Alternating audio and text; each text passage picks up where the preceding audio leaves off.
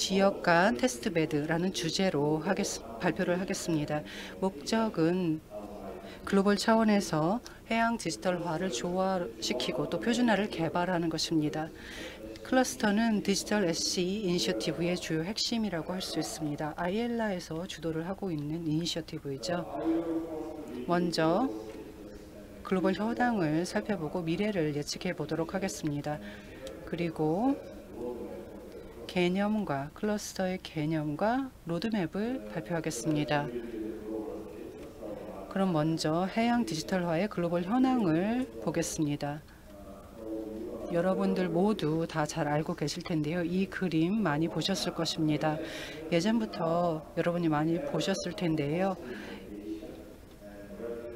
이 내비게이션을 시작으로 해서 산업혁명으로 저희가 나아가고 있습니다. 지난 여러 세션을 통해서 관련된 내용을 논의를 했는데요. 마스, 그리고 항만 운영, 디지털 플랫폼, 해양 분야에서 다양하게 나오고 있는 이런 플랫폼을 논의를 했습니다. 작년에 코로나가 시작이 됐고 올해도 지속되고 있는데요. 코로나를 통해서 해양 디지털화가 얼마나 중요한지 실감할 수 있게 되었습니다. 개인적으로 한국의 해양 분야가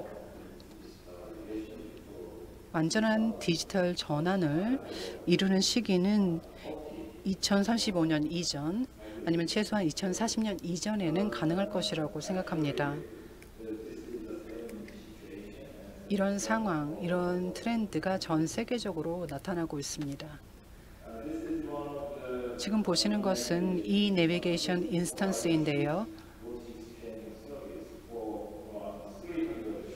300여 척의 선박의 나브링크와 STM 서비스를 통해서 제공이 되고 있는 서비스의 인스턴스입니다.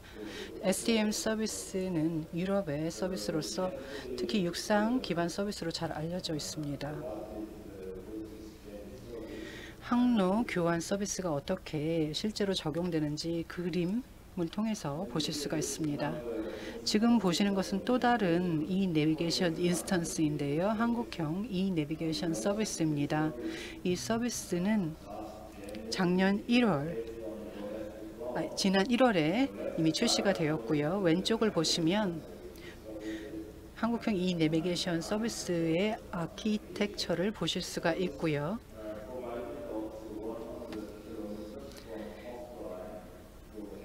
연안에서 LTE 커뮤니케이션을 통해서 100km 떨어진 해상에서 제공이 될 수 있는 서비스입니다.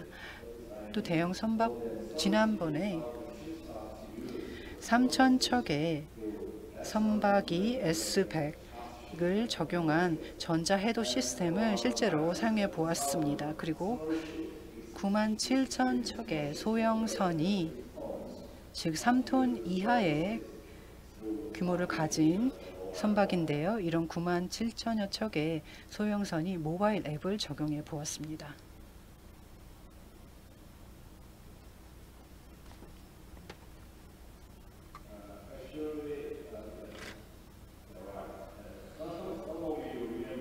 여러분 기억하실지도 모르겠는데요. 왼쪽 사진을 보시기 바랍니다.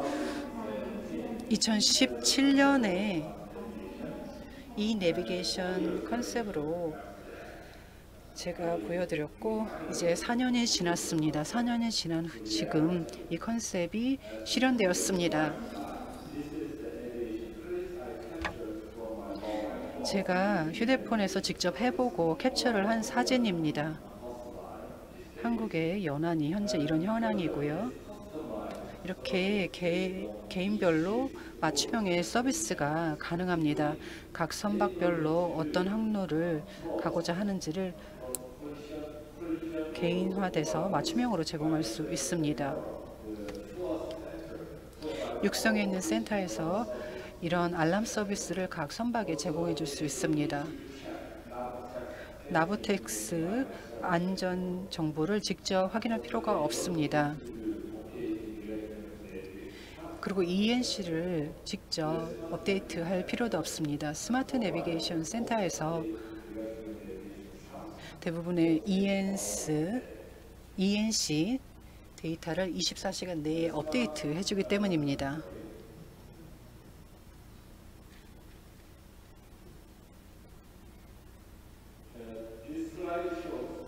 다음 슬라이드를 보시면 현재 상황을 보실 수가 있는데요. 해양 분야의 효율성이 어느 정도인지를 볼 수 있습니다. 현재는 아날로그 기반이 아직도 자리 잡고 있습니다. 그래서 한계가 어느 정도 있죠. 안정과 효율성을 동시에 잡는 데 있어서는 아직 한계가 있습니다. 하지만 슬라이드에서 보시다시피 이 균형이 잘 맞춰진다면 안전성과 효율성을 동시에 이룰 수 있습니다. 그리고 지속 가능한 방식으로 이 균형을 맞춰갈 수 있습니다.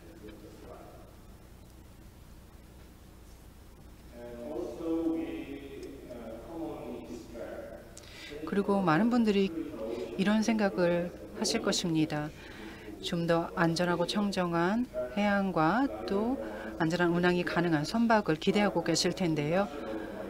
IMO에 따르면 해양 사고가 65% 감소를 했고 유럽에서는 항만 운영 비용이 연간 120억 달러 줄어들 수 있다고 하고 또 선박의 벙커 비용이 100억 달러, 연간 100억 달러 정도 절감이 될 수 있다고 합니다.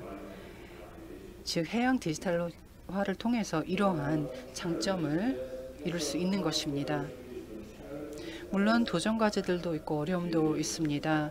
앞서서 진리안 연사님께서도 발표를 통해서 말씀을 해주셨는데요. 이러한 도전 과제를 극복하기 위해서 저희가 오늘 이 자리에 모인 것이 아닌가 싶습니다. 이 내비게이션 인스턴스가 전 세계적으로 다양하게 있습니다. 첫 번째 도전 과제는 글로벌 차원의 디지털 인스턴스를 어떻게 조화를 이룰 것인가 하는 것인데요. 지금 슬라이드에서 보시다시피 다양한 플랫폼과 인스턴스들이 있습니다. 그래서 지역 간의 인스턴스가 다양한데 이것을 다시 검증을 하고 그것을 바탕으로 조화를 이루고 인스턴스 간 상호 운영성을 확보해야 되겠습니다. 두 번째 도전 과제는 이해 관계자들이 해양 디지털화에 어떻게 하면 좀 더 잘 참여할 수 있는지, 이를 어떻게 독려할 수 있는지입니다. 테스트베드를 통해서 이것이 가능하다고 생각하는데요. 목표 기반의 실행을 하고 사용자들에게 용례를 많이 보여주고 또 필요한 것은 이해관계자들의 참여가, 즉 해양 디지털화의 참여가 있을 경우 어떤 혜택이 있는지를 보여주는 것입니다. 실질적으로 기회가 있다고 생각합니다. 조화를 이룰 수 있는 기회가 있는데요. 해양 디지털화의 상호 운영성을 저희 지역 차원에서 달성할 수 있는 기회는 분명히 있다고 생각합니다. 자, 그러면 클러스터 설명을 드리겠습니다. 그리고 로드맵을 좀 더 자세하게 설명드리도록 하겠습니다. 키워드가 보이시죠? 질리안 카슨 잭슨님께서 지난 컨퍼런스에서 이런 키워드들을 던져주셨습니다. 저도 이 키워드가 굉장히 마음에 듭니다. 이런 질문을 여러분께 던진다면 협업이라는 것이 무슨 의미이냐라는 질문을 던진다면 협업이라는 것은 조화, 그리고 함께하는 것, 협력, 공유 이런 것이다 라고 답을 하실 것 같습니다. 또 가장 중요한 것은 클러스터의 성공을 위해서 가장 중요한 것은 목표 기반으로 협업을 하는 것입니다. 참가자들 모두가 명확한 목표를 공유하고 있어야 합니다. 그리고 사용자들이 가져갈 수 있는 우수 사례도, 장점을 보여줄 수 있는 우수 사례도 공유를 해야 되겠습니다. 디지털 SC 이니셔티브를 아이엘라 주도하에 저희가 함께 시행하고 있는데요. 지난 컨퍼런스 2020년에 있었던 지난 컨퍼런스에서도 다루었었죠. 디지털 SC 이니셔티브는 세 가지 핵심 축을 가지고 있습니다. 화면에서 보시는 것처럼 첫 번째는 디지털 SC 컨퍼런스이고요. 두 번째는 유럽과 북미와 아태지역에서 이 국제해양 디지털 컨퍼런스를 실시한다는 것이고, 또 그 다음으로 IMO와 ILO가 공동 주관하는 역량 구축 워크숍을 한다는 것입니다.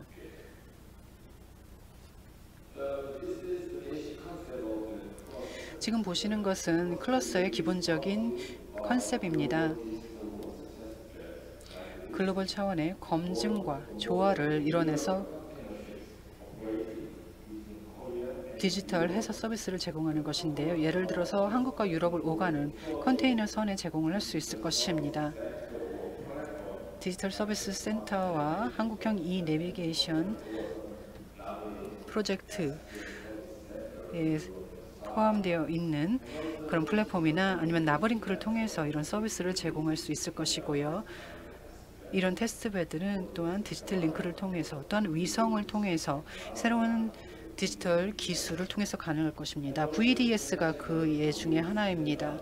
그리고 국제사회가 합의한 표준도 필요할 것입니다. 이런 표준을 바탕으로 선상 내 필요한 기기를 개발해야 할 것이고, 선상에서 필요한 서비스를 개발해야 할 것입니다. 컨테이너 선은 예를 들어서 이런 디지털 해서 서비스를 끊김없이 제공을 받을 수가 있을 것이고요. 출항에서부터 입항하는 항만까지 이 항로 계획 서비스라든지 아니면 해서 서비스라든지 ENC 업데이트 서비스 등등을 끊김없이 제공받을 수 있게 될 것입니다. 이 테스트베드에 참여하는 참여자들은 디지털 기술과 디지털 기술이 제공하는 서비스를 직접 경험해보고 그 경험을 공유할 수 있을 것입니다. 이 클래스에서는 글로벌 차원에서 조화된 오픈 테스트베드를 제공해 줄 것입니다. 그리고 전 세계를 하나로 묶어줄 수 있을 것입니다. 그리고 글로벌 차원의 국제 협업이 해양 디지털화 분야에서 이루어질 수 있을 것입니다. 현재 타당성 조사가 이루어지고 있는데요. 크리소와 한국의 기관인 크리소와 또한 버그만 마린이 함께 참여하고 있습니다. 한국 측의 활동은 크리소가 담당하고 있고요. 이 크리소와 버그만 마린이 타당성 조사를 함께 실시하고 있습니다. 이 양측의 타당성 조사 결과를 함께 접목을 해서, 즉 크리스와 버그만 마린의 타당성 조사 결과를 접목을 해서 최종 저희가 결과를 도출하게 될 것이고요. 관련된 보고서가 나올 것입니다. 그리고 운영위원회에서 이를 다룰 것이고요. 여러분 모두 함께 운영위원회에 참석을 하셔서 보고서를 함께 검토해 주셨으면 좋겠습니다. 피어 리뷰라고 생각하시면 좋겠습니다. 지금 보시는 것은 로드맵입니다. 클러스터를 운영하기 위한 로드맵인데요. 먼저 타당성 조사가 현재 진행되고 있고, 내년에 MOU가 예정이 되어 있고, 그 다음으로 클러스터와 프로젝트를 저희가 기획을 할 것입니다. 그러면 2023년에 클러스터를 운영할 수 있게 된다는 계획입니다. 지금은 이론상이고 진리안 님께서 말씀하셨던 것처럼 여기서 이론에 멈추지 말고 또 완벽을 추구하기보다는 발전을 추구한다는 생각으로 조금씩 나아가야 할 것입니다. 네, 이것이 결론이었고요. 슬라이드에서 보셨던 것처럼 저희가 글로벌 트렌드를 한번 살펴보았습니다. 해양 디지털화의 글로벌 트렌드를 살펴보았고, 클러스터를 통해서 ILO의 주도하에 해양 디지털화의 조화를 어떻게 이룰 것인지 설명드렸습니다. 경청해 주셔서 감사하고 이것으로 발표를 마치겠습니다. 그 전에 여러분의 동참을 당부드리고 싶습니다. 저희 모두가 함께 노력을 해야 클러스터를 만들 수 있고 한 국가만의 노력으로는 이루어지지 않을 것입니다. 감사합니다.